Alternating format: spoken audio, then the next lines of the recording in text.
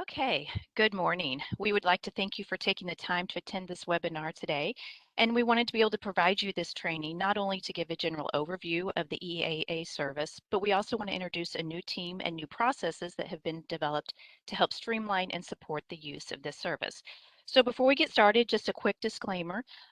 We recognize that the waiver definition, along with the title of this webinar, is Environmental Accessibility Adaption.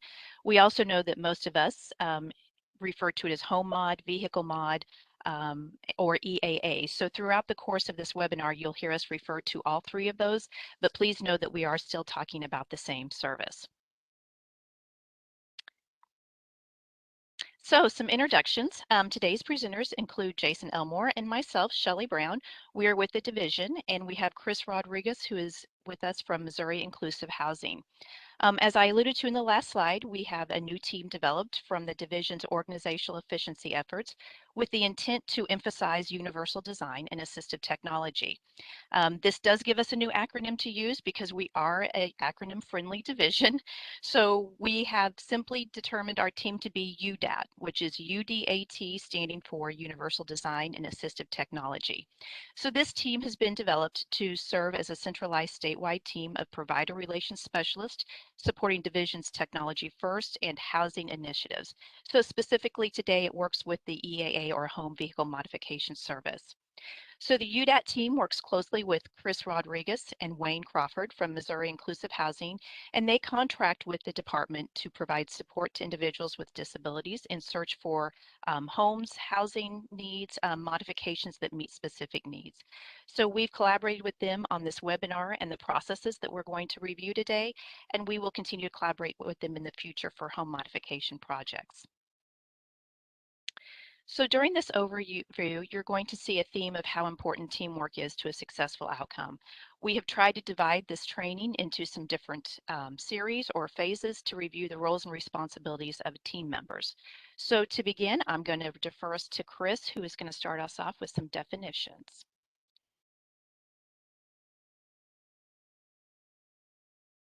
Good morning, everyone.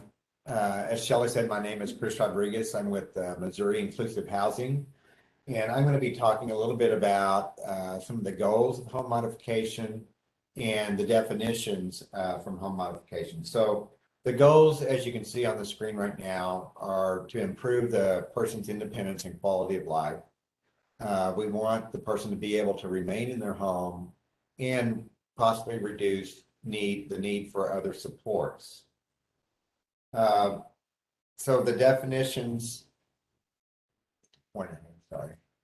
so the definitions that we're going to be talking about with environmental accessibility adaptations, also known as home modification and vehicle modification, are going to be taken right out of the Medicaid waiver manual.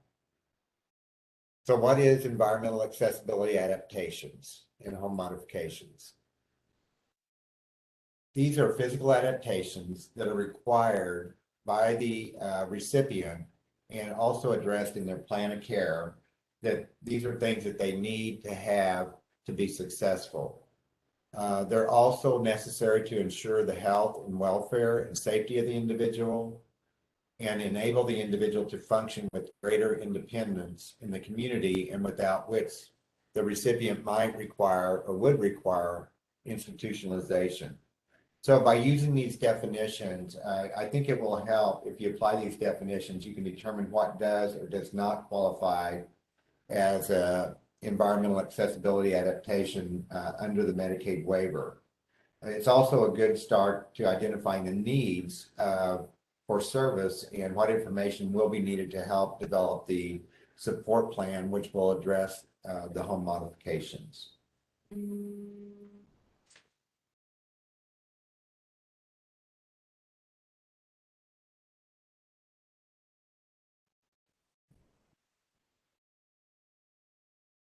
So I want to go over some examples of what home modifications are and what home modifications would not be. So some examples could be the installation of ramps outside the home or ramps within the home that make the house more accessible.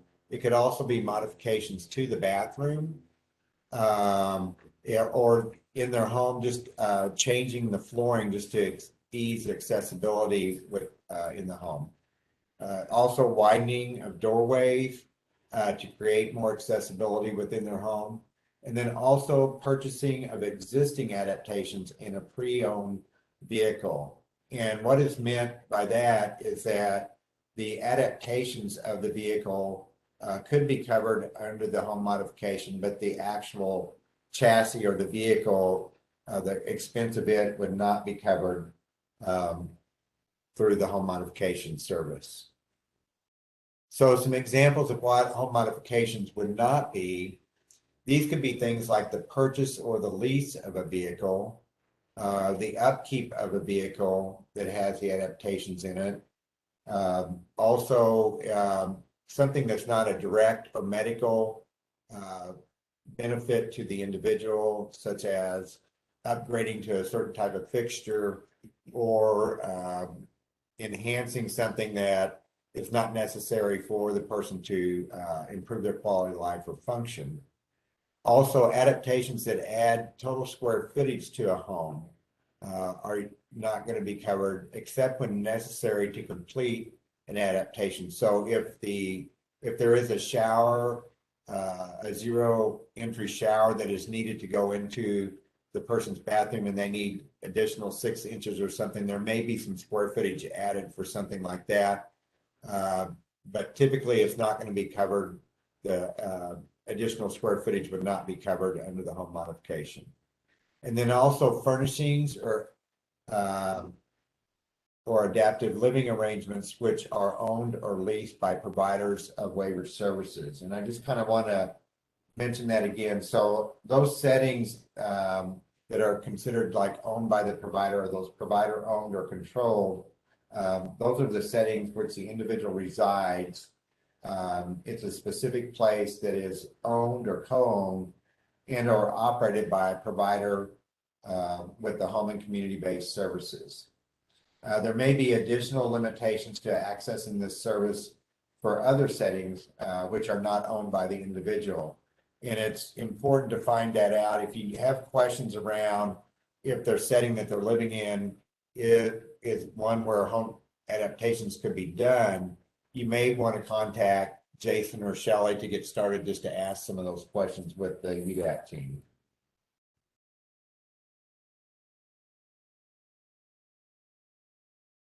So again, those service definitions include those things that are adaptations which may be approved for living arrangements or houses, apartments, etc., where the individual lives. The living arrangement may be owned or leased by the individual or the family or the legal guardian. And these modifications can be made to the individual's home and or their vehicle. Just a couple of examples where things could not, where a home modification could not be used would be in a residential setting funded as a group home. It could not be provided in a residential setting funded as a host home. They can be provided in a residential setting funded as a companion home, and it can be used to purchase modifications for a vehicle.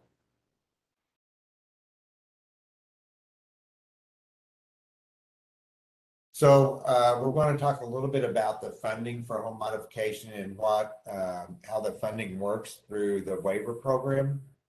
As most of you know, in order to authorize the service, it requires a review of the DMH Utilization Review Committee, and then a final approval of the waiver funds are done by the regional office director.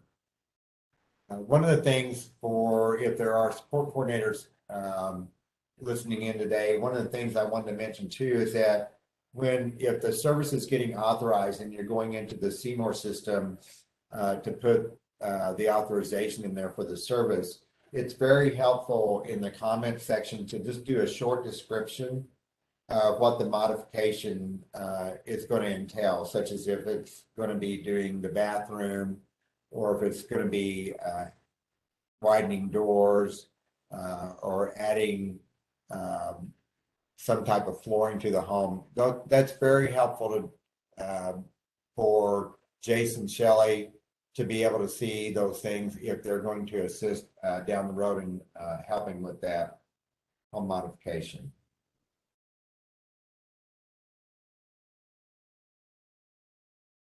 So a couple other things about the waiver that we need to know about is that the service is available in all the current developmental disability waivers. They are available to an individual on an annual basis. And when we say annual basis, the annual basis is not the person's planning year. It's actually the waiver year, which starts July 1 and then goes through June 30th. The costs are limited to $7,500 per year per individual, and the maximum Medicaid cap is $10,000 with the approval of the regional office director.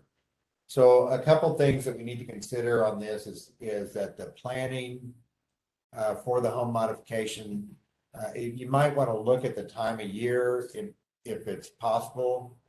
If you're starting or working with an individual that needs a home modification and you're wanting to start in June, you need to remember that the next year is going to be starting on July 1. Now, it doesn't mean there couldn't be an extension that couldn't be noted someplace that it's going to be carried over. But if you're going to be requesting another, an additional home mod, maybe some additional work needs to be done for a lift system in the person's home that's going to be over $10,000, and you're going to be purchasing the modification over a 2-year period, two separate things over a 2-year period. It's something to consider on that waiver year for that. And then the cap, again, is $10,000 for Medicaid and needs that approval of the regional office director. Let's see.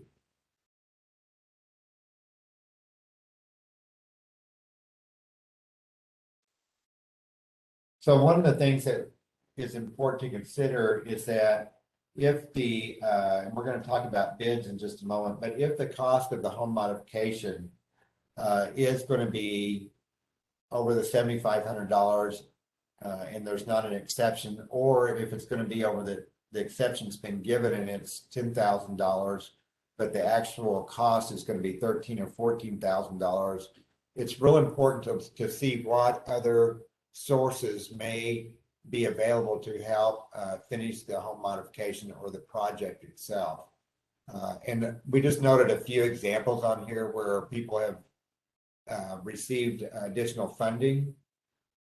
And some of those could be the independent living centers, Missouri Housing and Development Mission, the local SB 40 county boards, other charitable organizations. And then even in some situations, the contractor has contributed to the cost, maybe through some materials and supplies that they were able to get. And so it's important to know that, note that when you're requesting the money or sending in the service to the utilization review committee, if it's $13,000 and the contractor is going to be contributing maybe $1,000 or $2,000, then we need to note that contribution. And we're going to talk about bid forms a little bit later on and how those might work.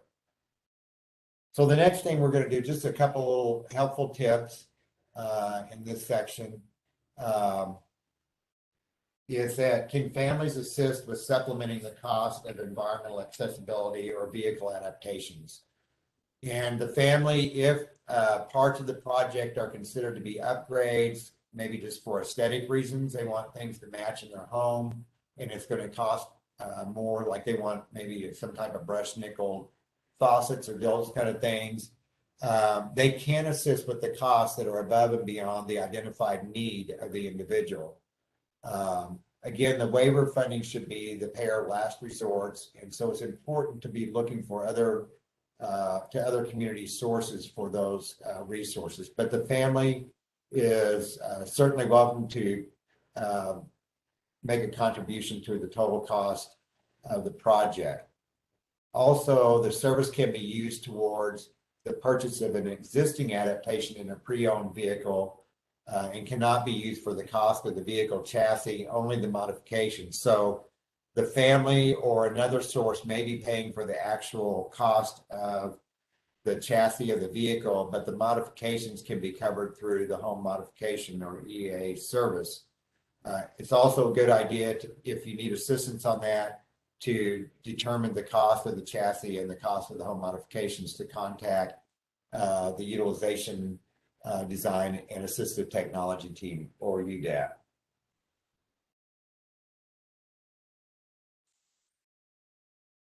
So what do you do if the home is in poor condition or poorly constructed or generally substandard? So one of the things that's a real good idea is, before the project even starts, is to ask to get some permission to take some pictures of the existing structures, or the area where the modification is going to take place.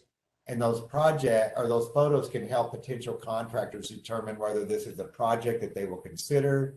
And then also, if there's going to be some other structural work that needs to be done before the home modification can begin. So that may be structural work to existing floors or subfloors underneath the home. It could be some existing work, maybe to some plumbing or something, again, underneath the home, that needs to be completed before the home modification begins. And the waiver funds are not to be used for the repair of structural needs of the home. And so it's really important that you don't want to get a project started and then find out that there's a lot of structural repairs that are needed and there hasn't been any planning done for that yet. So it's really important to work on that prior to the beginning of the home modification beginning. So last thing, can an individual or family be reimbursed for modifications they've already made to the home? So if a family's already made modifications to their home, they would not be able to request home modification or environmental accessibility funds for something that they've already done. Those home modifications should be already planned and purchased, or if they were already planned and purchased before the approval of the division. So everything needs to be basically pre-approved or prior approval before it begins. So at this time, I'm going to turn this over to Jason Elmore, and he's going to talk a little about the planning for home modifications.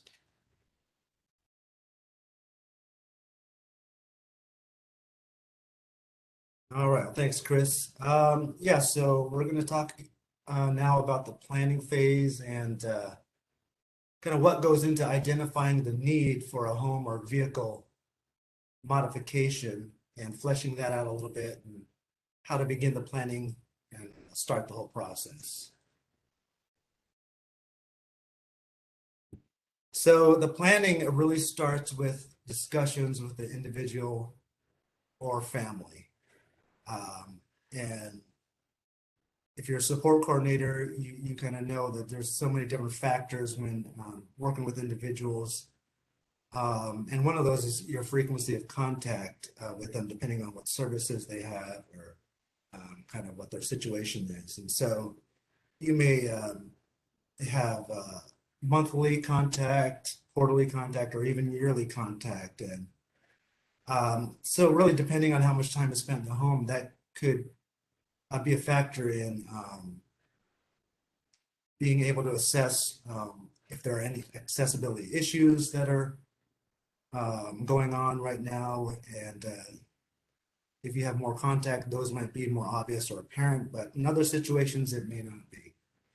So this is where discussions with the individual or family, specifically regarding the issues in the home, would be important. So kind of looking at what the needs are now, and even what they might be a few years down the road. And so some of the discussions you may have are if there are any obstacles to increasing independence or quality of life, or are there any safety or security concerns for the individual? And if so, what are those? What do they look like? And could a home or a vehicle modification help resolve those issues?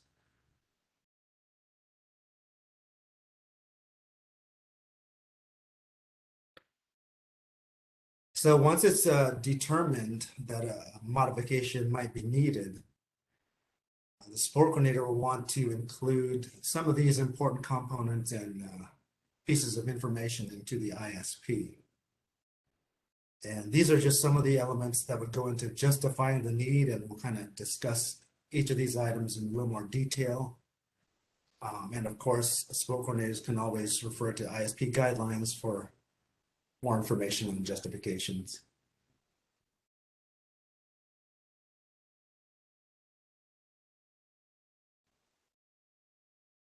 So first off, we'll talk about the justification. There always needs to be an explanation of why the service is needed. So some of the questions that might need to be answered are things like, what is the individual or family saying that they need? What are some of the individual's dreams or desires, and how would a modification help to achieve those goals? Or how will a modification enhance their quality of life or ability to be independent or reduce supports? So an example of a goal might be a person who uses a wheelchair would like to be more independent with using the bathroom and not having to rely on caregivers to help them. So you can answer the question, well, what modifications would enable the individual to achieve this?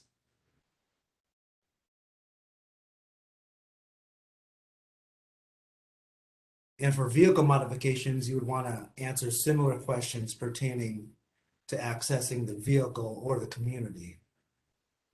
So things like, what would make it possible for an individual to access the community more independently? What are the barriers that are preventing that? And would a lift or a modified door, for example, enable a person to access a vehicle? You could also look at what would reduce the need for support or increase safety using a vehicle or accessing the community. So asking some similar questions, more specifically related to vehicles, will help to outline the justification in those cases.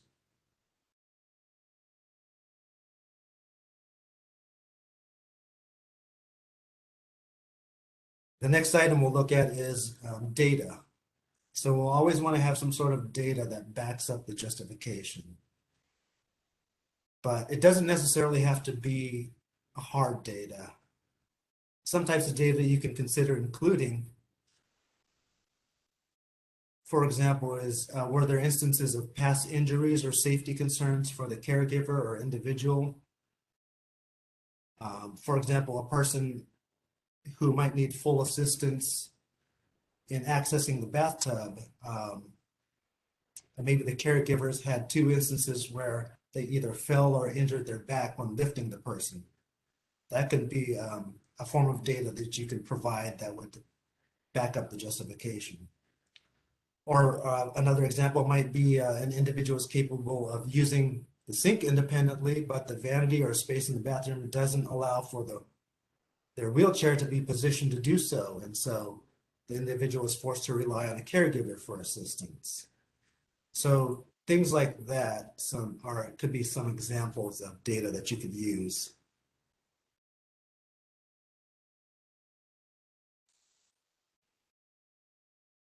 And finally, you might want to include what has already been previously tried. So were there attempts to resolve the issues that just didn't work? Or did it cause more problems than it solved? Or did it just not provide an increase in independence? Or maybe did it put the person or caregivers at increased risk of injury? So these kind of details can help paint a fuller picture and actually strengthen the justification that a home or vehicle modification service is needed.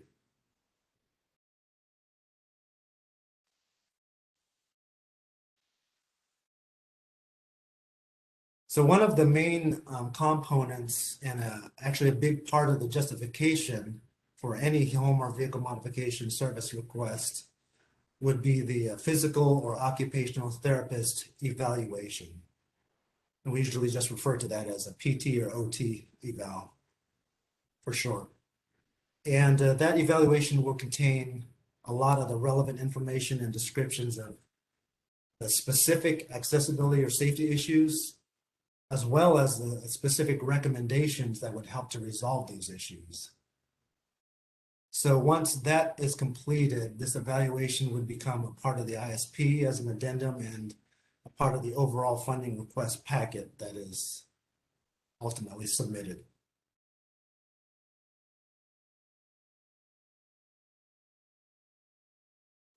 So as a required part of the process, the support coordinator must obtain the OT or PT evaluation to get their recommendations. So our team has developed a pretty nice optional tool that the PT or OT can use when writing the evaluation. It basically just provides a great format that can help capture all the essential information that would be needed for approval of the modification. And I'm going to try and pull that up here so you guys can just see what it looks like.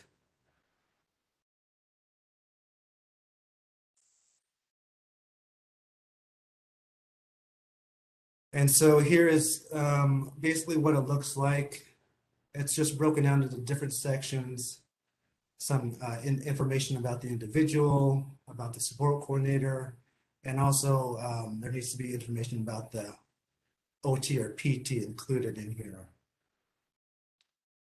Here we have things that the therapist would want to consider including into their recommendations, such as anything that needs to be prioritized, any follow-up that's needed, specific measurements, pictures, things like that, that really would be helpful to have.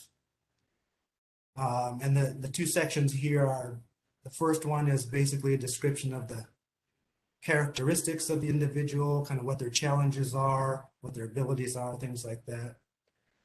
And the next section is where the therapist would provide a description of the current environment, why that current environment is not working for the individual, and what the necessary modifications would be that they're recommending. So very simple but effective tool that the OTs or PTs can use.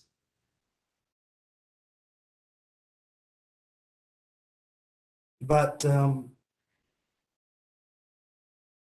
if the OT or PT has a format that they use that really captures all of this information already, that's great, and they can go ahead and use their format. This is just an optional tool again that they can use. But ultimately, whatever format that they do use, the final evaluation report should ultimately provide a clear picture of what the current environmental situation is, what those barriers are, and also the specific details about what changes are required to meet the needs of the individual. And really that being specific is the key word there. And hopefully the OT or PT can avoid using broader general statements like making the bathroom accessible. That in itself just wouldn't provide enough information to work off of and really can be interpreted to mean any number of things. So being specific is very important, and especially important when the home mod providers who are going to be doing the work look at it, and so that they can be able to produce their accurate bids. So the evaluation should specify things like if there's a door modification that's needed, what's going to be needed? Is it going to need to be widened? If so, what would be the width of the door opening? Or what direction should the door open, in or out? So those little details are important for the functionality for the person. Or if a bathroom's being worked on, what's the minimum open area needed for the person to maneuver? If you're putting in an accessible shower, what does that look like? Does it have to be a zero entry shower? Is a little lip okay for the individual? Does there need to be built-in seats in the shower, or other detailed descriptions like what kind of shower chair, what kind of handheld shower fixtures, or door handles and things like that. So all of those details we would want to see in the evaluation. Now, once the support coordinator receives that evaluation, a copy of it, it'd be a good idea to kind of review it and make sure that it presents a clear picture to you and all the information is present. And if it doesn't, if it's just a little bit vague and there's not enough detail that you feel needs to be included, that might be a good opportunity to kind of communicate more with the therapist and kind of clarify some things and get that needed information into the evaluation. One other thing that you might find when doing evaluations is sometimes that there actually might be multiple modifications recommended in one evaluation. And at the same time, it might not be realistic to do it all at once with the funding cap and some of those limitations. So you might not be able to do all of the modifications at the same time. So in these cases, the support coordinator might need to discuss with the individual or family or caregivers and the therapist about which modifications might be the most important and need to be prioritized. And so once that's figured out, those can be noted in the evaluation itself and in the ISP. And it's very important that if you're prioritizing anything, that be made clear to the home mod providers as well who are bidding on the project, so that they know exactly what they're going to be bidding on. And just one final point to stress that no bids can actually be completed without the evaluation being provided to and reviewed by the home mod providers. Because their work, the work that they complete will be evaluated according to the recommendations of PT or OT. And if the two don't line up, then it can really cause a lot of problems.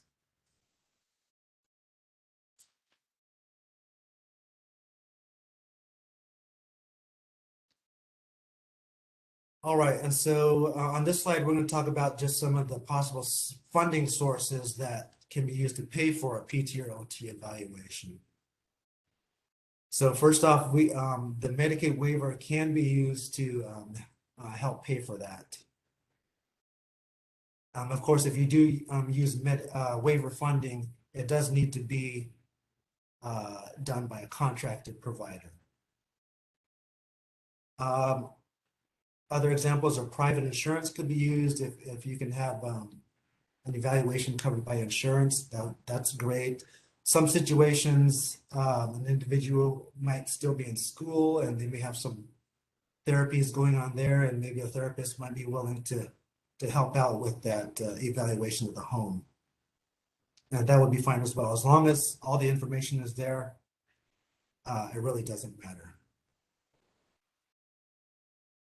Just keep in mind, if the waiver is going to be used to pay for the evaluation, any cost for that service will come out of the available yearly funds for the EAA service. So for example, using the $7,500 cap, if $300 is authorized for the PT or OT evaluation, that only leaves $7,200 left for the actual modification. So it all comes out of the same pot, sort of. So always remember to factor in the cost of the evaluation if you're using the waiver funds to pay for it. A couple other things to note with the evaluation and planning is sometimes the team might feel that they might need some additional evaluation from the OT or PT after the modification is completed to make sure that everything's working as it should for the individual. So if the team feels like that, might be needed, just make sure to plan for that during some of these initial planning stages so that you can factor in the cost and what you'll have left for the actual modification.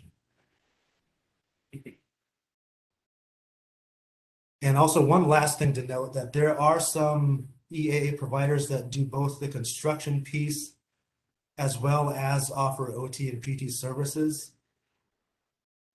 In those cases, if the OT or PT works for a home mod provider, the evaluation that they complete will stand alone, and that can be shared with other providers to submit bids. So the evaluation that they create, it wouldn't be just for the exclusive use of the one provider.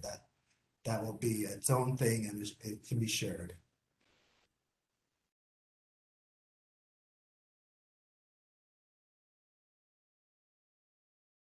All right, and a couple of helpful tips here. Sometimes we get questions about the OT or PT evaluation being paid for by the waiver for individuals who are under the age of 21.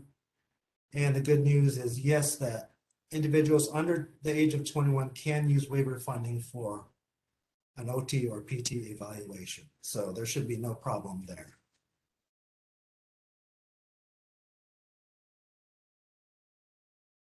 And also, if using the waiver funds for the evaluation, as far as what procedure code to use, you'll be using the same code that's used for the EAA service, but with a TC modifier. So that's going to be the S5165 TC for any evals funded through the waiver.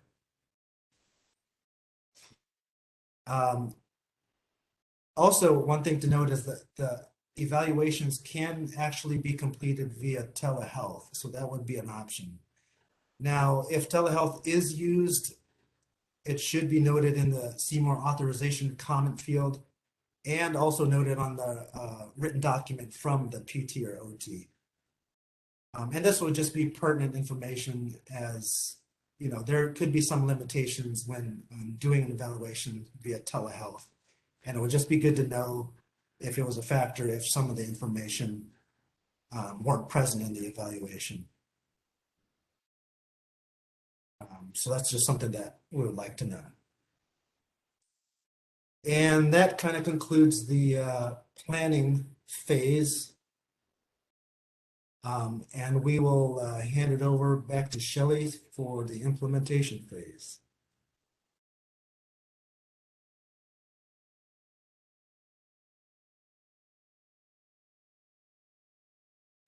Okay, great. Thank you. So we're going to do an overview of the implementation phase, which is going to be more specific to the contracted provider or the contractors as we often refer to them as.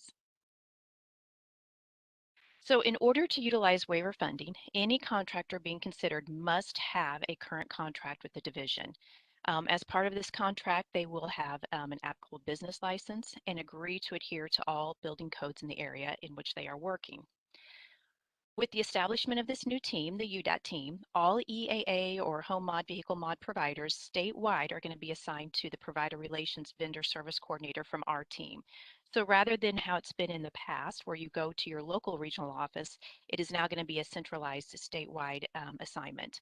So we will be working with current contractors to provide everything from technical assistance, maybe some system enhancements, trying to establish best practice, ensure all state, federal requirements are met, and everything from day-to-day questions or support for providers to assistance in billing and authorizations at the end of the project.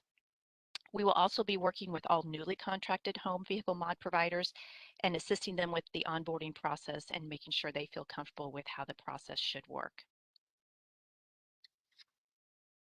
So we often have families or individuals who identify a contractor in their area who does not currently have a division contract.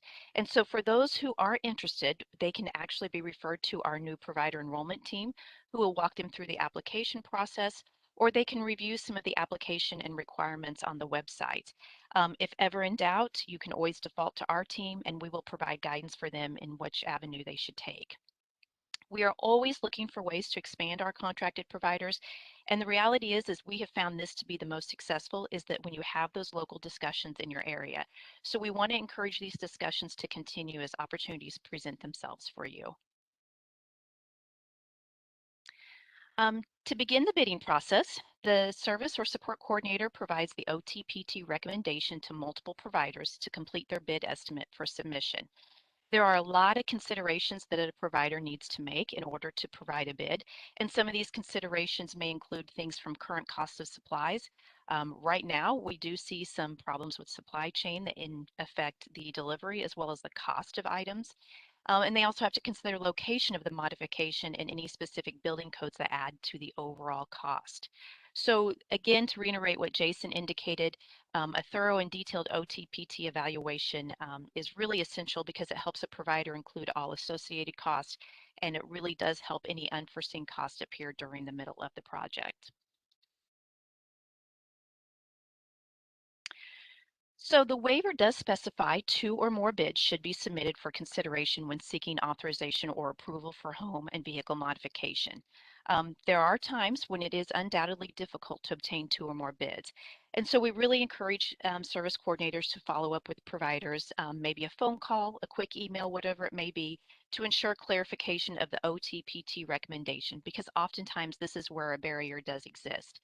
If you're unable to answer those questions for the provider, do not hesitate to ask for assistance from our team because we can maybe assist in the interpretation of that OTPT eval if needed. Allow sufficient time for providers to respond. We are contending with them on other jobs, so sometimes they may need to wrap one up before they're able to pay full attention to our request. And looking at providers outside of your region who may be willing to travel in. So if you are unable to retrieve 2 bids after exhausting all efforts, the service coordinator should document those efforts and submit the single bid. So documentation of efforts should include sufficient detail so that if an outsider were to review that, they would understand the basis of the decision to only have 1 bid rather than the submission of multiple bids. It is also important to note that bids cannot be shared amongst contractors. So if you do have multiple bids and a contractor asks the service coordinator to review other bids submitted or maybe just to give an overview of the cost, unfortunately, we're not able to share that information. So the service coordinator does have a big job in this, and is they serve as the team facilitator to ensure modification plans are clearly understood, they're succinct, and they're approved by all the team members. So this often includes additional conversations, and some of those discussions may have to be around what we talked about earlier. Are there structural repairs needed prior to beginning the modification process? If this is the case, this is not something that the EAA funds will cover. So it is important to make sure that those discussions are clearly in place before the EAA project begins. This may also include that there's a need for other funding sources, such as a family may be willing to contribute, or there may be community resources that could assist with additional cost. So those discussions do need to occur prior to determining and ensuring that the bids are complete. And once the service and the bid has been authorized, the service coordinator needs to notify all the contractors of their bid status for their submission.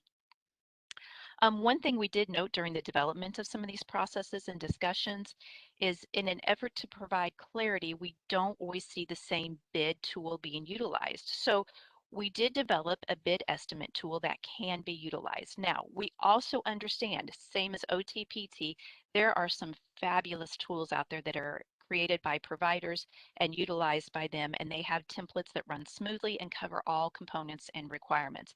We absolutely want those to continue, but what we have provided is just some clarification and some optional tools that can be used. And if you find a situation and you need to compare to see if that tool includes all the required documents, or to utilize this tool because maybe one doesn't exist with the provider you're working with. So I'm going to turn this over to Chris, and he's going to actually review the bid estimate tool that we have designed.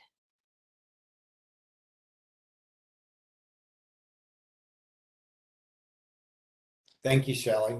So we're going to talk a little bit about the bidding process and getting the information on the bids that are being requested from the contractors. So we want to, as Jason mentioned earlier, the physical therapist and OT evaluation is so vital for the contractors to be able to bid. So the more specific that it is, the easier it is going to be for the contractor to bid on it. But a couple of key things we want to know before we go over and look at the bid form is that some things we want to know is what is possibly the estimated completion date of the project. So how long is the project going to take? And that's, we talked about the annual year. And so is it going to cross over into another year? Is it going to take 2 to 3 months? Is it going to take 2 to 3 weeks? And the other reason for that is that families need to know how long the contractors are going to be in their home. They may have to make some adjustments in their lifestyle while it's going on. And it's a good idea to know about how long they're going to have to do those kind of things. The other thing too, we want to know what maintenance is going to be done. Is what's the cleanup going to look like while the contractors are there? Where are they going to park things? Where are they going to put things if they're doing any kind of demolition? And just kind of discussing those things. So it's real important to talk about that. Any follow-up activities, or if there's products that are being purchased, such as plumbing products and things like that, are there warranties that come with that? And then, or is there going to be any other cost associated with those things if something happens to them down the road?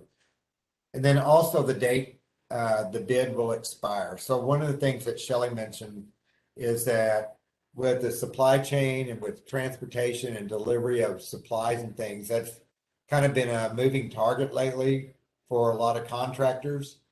And so we need to know if the bid's going to expire after so many days. And what's that date that it's going to expire. So that may help with some of our timing and moving some things through and getting the process going. So at this time, I'm going to share with you a little bit about the bid format, and Shelley's going to later on show you where these things are listed on the DMH website. So the bid format that I'm going to go over is not a required bid format, but it has components in it that I think are really important and need to be thought about when collecting bids from providers. And I know there are providers that send in their own format, which is fine, but we may not be able to get all the detail we need in the format that they're using. So it's good to know some of this detail. So, I mean, basically there's a section up here that we're asking the support coordinator to complete, and that's who the contractors who you're going to be requesting the bid from. You can send the bid form out directly to them for them to complete it, and then who the individual is that's going to be receiving the home modification. There's an area for a general description of the adaptation that's going to be completed.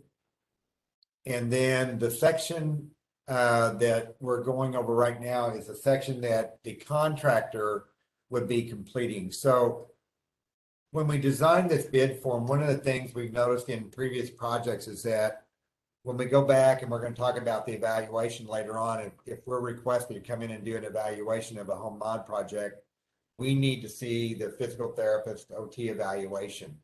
And we're going to look at that evaluation and see if all the components were completed by the contractor as requested with all the specific measurements and everything. So if the contractor has the OT PT evaluation, they can go through there and identify, here's the front entry door. The individual may be having difficulty getting into the home because there's a lip there or the way that it's built, and they need to change that front door of the home. And so that could be the modification one. The physical therapist has given specific information about changing the width of the door and the threshold of the door and the type of exterior that may be needed, and how the hinges and how the door needs to open on that. And so the contractor can go through and indicate the cost of the labor to do it and the cost of the material to do it. And the same with maybe they're going to change some of the exterior light fixtures to accommodate the widening of the door, because the door is going to be wider, so the lights have to be moved. So there's going to be some costs there. And then any wiring that needs to take place can be separated out for that particular modification. And then if there's a building permit, if they live in an area where it requires building permits, what are the costs of those permits? And so it's good to have it detailed out by labor and material for those things. And I'll explain the reason why here in just a moment. And then they can put their total estimate on there. Did they have the PTOT eval to go off of? And how long that this quote will be honored until on this bid. Number of days for the planning and the completion. There's going to be building permits required, and then any additional information why the building permits will or will not be required. And then, so they noted that here about the electrical. And then does it require any specialized contractor such as an electrician or a plumber? And then what is going to be needed for that? And then they send that in, they can date it. And then there's a second piece to the bid project. And this is one of the things that we've added on here. It's called additional contributions. And it's on the second tab. And this is for the support coordinator to use when submitting these bids if there's alternate funding going to be needed. So if the original bid from the contractor came in at over $10,000, then some of the funding may be coming from another source. And so this gives an opportunity for the support coordinator and the family to lay out what those other sources are going to be. So, and it lets us know where that funding is going to be coming from. So if they're going to upgrade the wood entry door with glass window and they want to change some of that, then they can identify who's going to be paying for that. And so it might be that the contractor might even be able to contribute some money towards the purchase of materials or supplies. And you can see on here, like the example, the contractor has donated cost for the dumpster to remove all the unused material. So there's $250 that the contractor, it may be in their bid, they may have included it, but also we found out, know now that it's going to be contributed. So it's not part of the overall cost of the project. So these things can be deducted. So if the project went over the $7,500 or the $10,000, we can see that there was also alternate contributions made of $1,400 to cover those costs. And that can be easily then explained to the utilization review committee. And then when it goes to the regional office director to make the final decision, she can see, or he can see, that they have other contributions coming in to cover those costs that go over the cap. Okay. I'm going to go.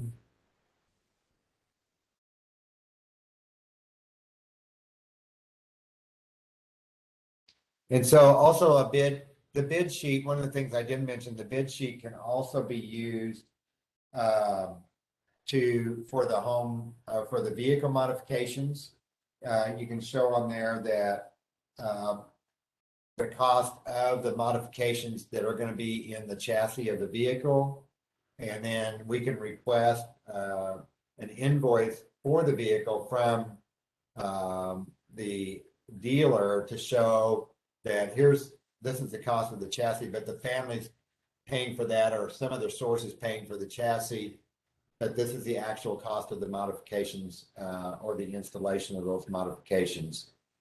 And if you're not familiar with the modifications to a vehicle, there are some resources available that you can contact Jason, Shelley, or myself, and we have a list of some different resources around those vehicle modifications and the different types of adaptations that can go in modifications. If the person is needing to be able to access their community and there's some specific things that you have not come up with, we can help you find some of those items that you may want to use for the modification of the vehicle. Okay. Again, that I just wanted to mention that standardized bid format, it is located on the DMH website, and Shelley again will show you those things to you later on in this training. So a couple of tips.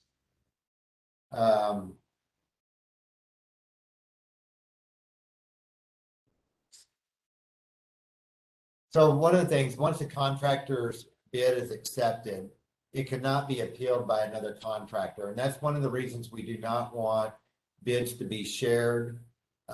It's actually state statute through the state bidding process that bids are not supposed to be shared with other contractors. And so it cannot be appealed by another contractor.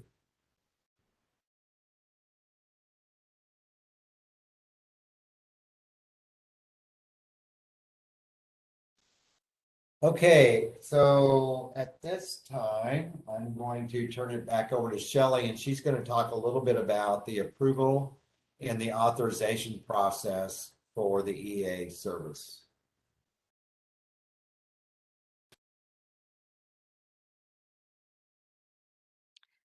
Okay. Um, Sorry about that. Okay, we're going to move right into some of the different processes that we've developed. So this is the point where I'm going to attempt to navigate you through the DMH website with as minimal fumbling and jumbling as possible. So please bear with me.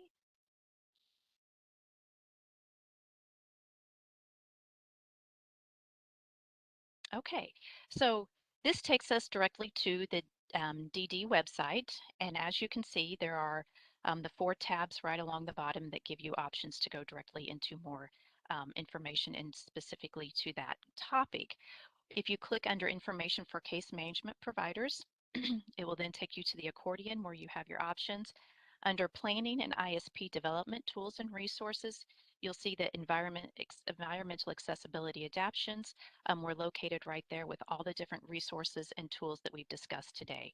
So you can find the home modification flow chart that is going to help serve as a decision tree that will help guide you in what processes to follow and take.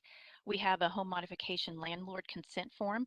And I won't necessarily click on this form to go through, but we did reference this in regards to this is an agreement you can use when talking to a rental in a rental location. And this does help define the provider controlled, provider owned definition as well. So the OTPT evaluation is located here, standardized bid assessment, and then a document that we have not yet presented, which is the final walkthrough checklist and inspection. So as we've stated, these are all optional tools. We certainly recognize that, especially in the OTPT eval and standardized bid, that there are tools out there that are currently being used by providers that are much superior to what these tools are. So as long as they're meeting those components, we don't discourage the use, but we do have these available for you if you desire. So one document I am going to go ahead and review here on the website is the Getting Started document. And this is really kind of a overview of what we've done today. It's going to give you some basic definitions from the waiver manual. And it also gives you a little introduction of what the UDAT team is and what is some of the things that we're going to be providing. I want to get down into here where we talk about some technical assistance and consultation. So our team here will be able to provide some technical assistance basically on just about anything, any specific questions you have, just like today's chat box I've seen going. Those are great questions. Anytime you have those pop up, you can go to our Technology First and Universal Design mailbox, send us a question, and we'll get back with you. The next review is on the consultation process. So this looks a little different than the technical assistance. Consultation is going to be a more comprehensive and thorough review. And in this, we're going to require an individualized service plan, OTPT eval, and provider bid. And the purpose for this is we really want to be able to provide the interpretation and ensure that those 3 documents match the evaluations and recommendations that we may need to provide to ensure effective planning, and really what we need to do to make sure that the outcome is in place for the individual receiving the EAA service. This is also an opportunity to identify potential issues that may require additional monitoring, perhaps some revision of plans or continued assessment maybe by our team through project completion. This is where we can use some of our previous experiences to determine what may or may not serve as a barrier for issues or what has worked well in the past. So when would you use consultation? So we have put some parameters in place that we're asking for any EAA waiver request of 5,000 or more that it be sent to our mailbox and receive consultation prior to UR submission. This can be done at any time. If you have a $500 request and you want us to want to receive some consultation, we absolutely will do that. But for the purpose of the $5,000, we're really trying to capture some of those larger ticket items to see if we can help even with some of the costs associated. What to expect from consultation. So the UDAT team will serve as the entry point, and we will provide all technical assistance for some of the questions that have to do with internal processes.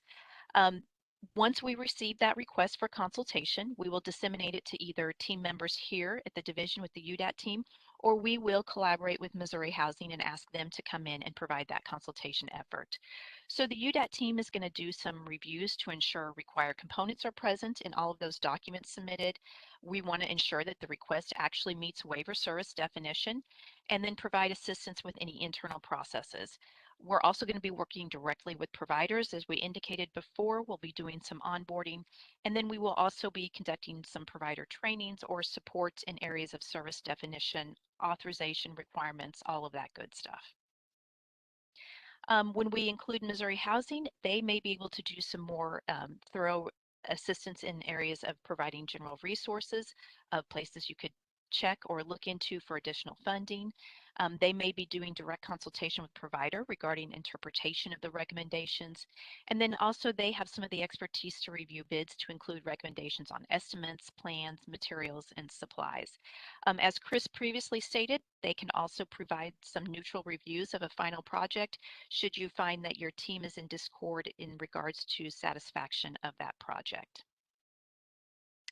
So some of the timelines, we do require that this consultation occur prior to UR submission. So we do want you to be timely in that, and to also recognize that we are asking for 7 days in order to provide that consultation.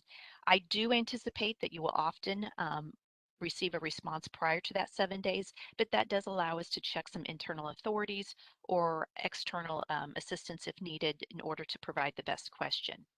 So, or to provide the best response to your question. So again, required review are for those who with the 5,000 or more, but at any time you can ask for a consultation with any project. You will hear from someone on the team, and I anticipate that you'll always get a response that is going to ask for some more questions. So be prepared to that. Be prepared for that. And also, we will be ensuring that this is done prior to regional office approval, prior to UR submission. Once the consultation is done, then you should be able to go ahead and complete that normal process. The remainder of this document then kind of goes into detail, maybe just a quick overview to serve as the evaluation content for your OTPT. It will give some of the bid content requirements as well as the ISP content requirements. And then at the end, we have a little overview of the approval or bid completion project, just some things to look at or that match to that checklist in which we just went over a second ago that's available on the website. So to bring you back to the PowerPoint, um, again, those are all going to be available there on the website for everybody to utilize as needed. That little getting started is going to serve as a cheat sheet that kind of goes through kind of what we've discussed today, but in a much more compact way. So if you do have questions, the moral of the story is please don't hesitate to contact our team. So next, once you have gone through that consultation and you are now ready for your utilization review committee. So this, let's say that the modification's been reviewed by the UDAT team or maybe is otherwise complete because that requirement was not needed. The request is then ready to go through UR committee. If you have gone through the consultation phase, please make sure those recommendations that have been adopted by the team are reflected and updated in all the documents prior to UR submission. The UR committee will be reviewing this just as they do for any other service or funding, so continue to meet all their other requirements as designed. These 3 documents should all be succinct, matching, and include all required components prior to UR submission. And then this is also where you can also utilize the optional tools to ensure all required content is included in each of the required forms. And the consultation process will also help you ensure that all the content is available and present.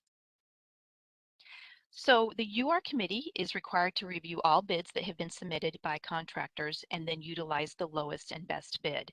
So lowest and best means lowest responsive and responsible bidder, including any necessary justification for not recommending the lowest bid in some cases.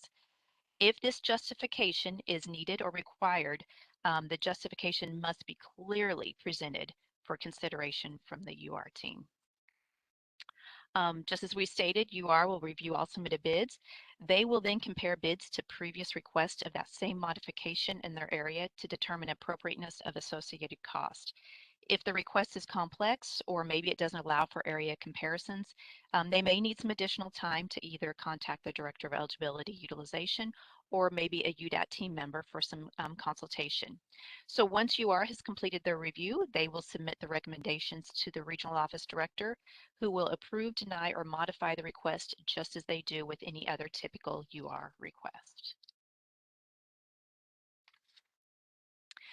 Once the authorization is approved by the regional office, the SC needs to ensure all providers who submitted a bid are notified of their bid status. So SCs will now facilitate communication with the identified contractor, the family, individual, to determine details of the project. This can include the start date, the frequency of service monitoring, method of communication that is going to be used throughout the project to ensure that any questions or any barriers or concerns can be conquered before they become anything bigger. So this kind of segues us into our final section, which is the evaluation phase. And I'm going to turn it over to Chris to go ahead and present that.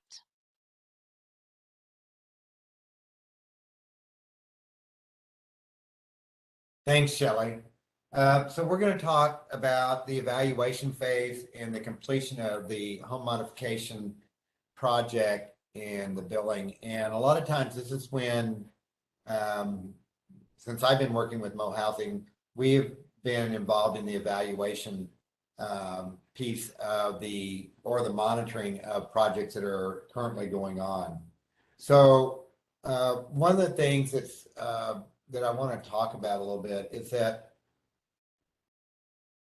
a lot of times we're asking people that are not in construction business to assist and oversee these projects through the state, and whether it be the support coordinator or it could be provider relations, they're working with a different type of provider than normally that we do. So a couple of things that we want, it's important to have communication and things to think about when you're monitoring the service of the EAA or the home modification or the vehicle modification is a couple things to look at. And you can look at the bid sheets, you can look at the OT and PT evals. One, is the job finished? Is it done? And do people agree that it's finished? Is the person able to use the modification as intended? So what were the outcomes and what was the purpose behind the modification, and does it work for the individual?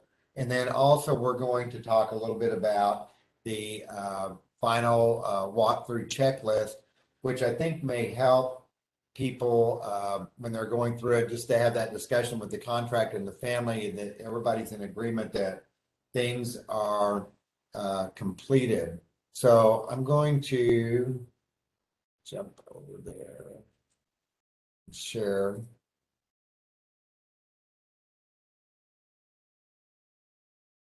Again, as Shelley mentioned, this is on the website, and it's just a checklist. It also, makes sure that there are some things that need to be discussed, and so that people just don't leave there saying it's all done without kind of walking through some of the things. So it's important to schedule that date for the final walkthrough with the provider, and if there's funds to request the OT or PT to come in to assist with the evaluation or the final walkthrough, that's a plus if they can be there for the walkthrough to ensure that things work for the individual the way that they intended to in the evaluation.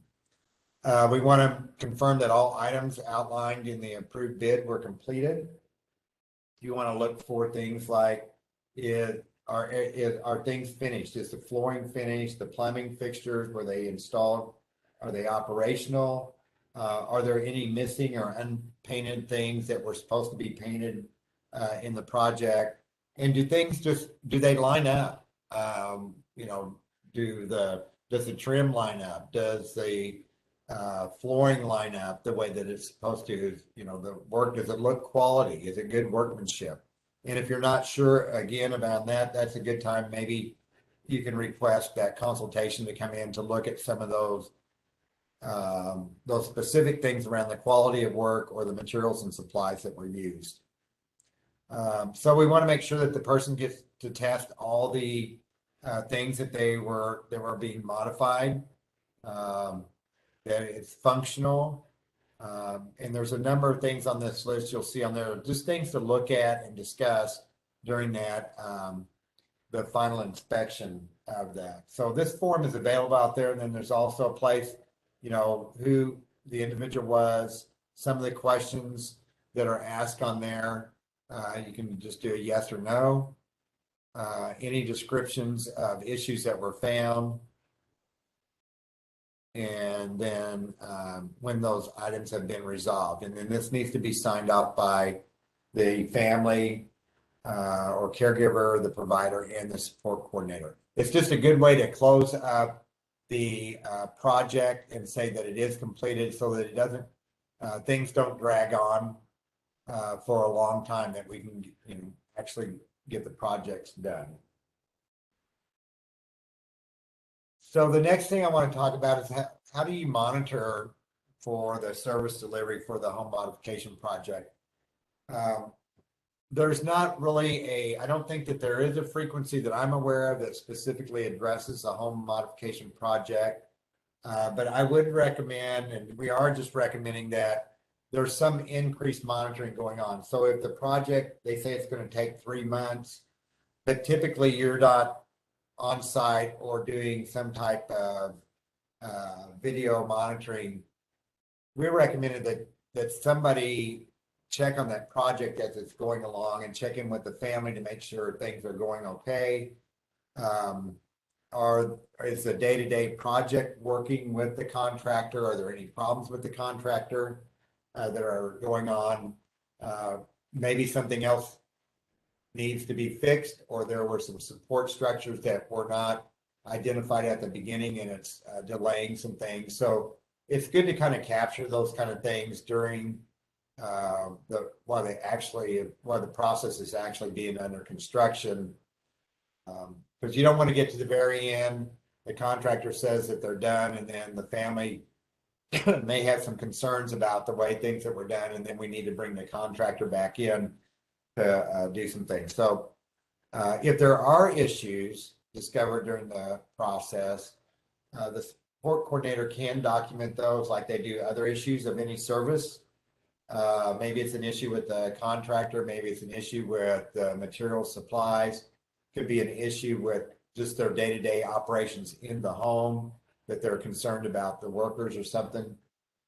And that information can go into the IQMFD database just like you would with any other issue around monitoring. And then again, during the evaluation phase, it may be necessary to access consultation from the UDAT team or from Missouri Inclusive Housing to do an evaluation. So one of the things I do want to mention about the evaluation process from Missouri Inclusive Housing is that when we go in to do the evaluation, and I think the UDAT team will probably be doing the same thing, is that we will go through use of physical therapist and OT evaluation. We'll go through the project. We'll look at the things that work, the things to make sure that everything matches up. And if we find anything that is not correct, there'll be a written report that will go back to Shelley and Jason from Mo Housing regarding the findings from the evaluation that we did, so that the regional office can proceed forward with any corrections or changes that need to happen with the work that's being done. Okay, so once the project is completed and there's an agreement that all the work was completed as authorized, then the contractor is ready to go into Seymour and bill for those services. So I think once you do the final walkthrough checklist and everybody signs off on it, that's the time when the contractor can be told that they are, that they may go in and do their billing in Seymour for the project. So that kind of wraps up the project. It's completed. It should all be working for the individual. And just a couple of helpful tips. One is that support monitoring, is it different for environmental accessibility adaptations than it is for other services? And it's really not listed specifically out in the support monitoring, but it is recommended that while the modification is in progress, that the support coordinator may need to monitor more frequently until the project and final walkthrough are completed.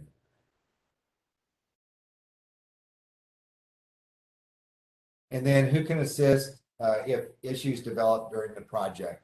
Well, we always want to try and get issues resolved as quickly as possible, especially since we're working in somebody's home. Oftentimes there's been demolition done, or there's been things that have been torn out of the home to replace with new items. So we want to get any issues taken care of as quickly as possible so that work can continue. Initially, if the support coordinator identifies an issue, they should notify their supervisor, and then the UDAT team at Missouri Inclusive Housing can also be contacted to get additional assistance with issues that may arise.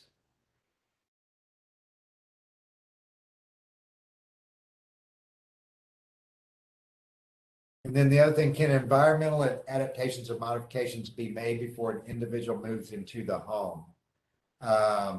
It's really important that the team assist in coordinating that the person that is going to be living in the home as soon as possible upon the completion of the modification. So a person may have not moved into the home yet, but because the adaptations need to be completed, and they can be made prior to the person moving in if it's certain that the person's going to be moving into the home by a specific date. And then it's also important to do that final walkthrough in the home with the individual to ensure those modifications meet the outcomes that were outlined in the physical therapist and OT evaluation prior to billing services. So the person should, after the work's done, the person should go to the home, do a final walkthrough, and then again, just like we talked about before, notify, if the provider's not there, notify the provider that they were satisfied with the work and that it is completed and that they are ready to bill for their services. So that's the end of the evaluation section, and I'm going to go ahead and turn that back over to Shelley now.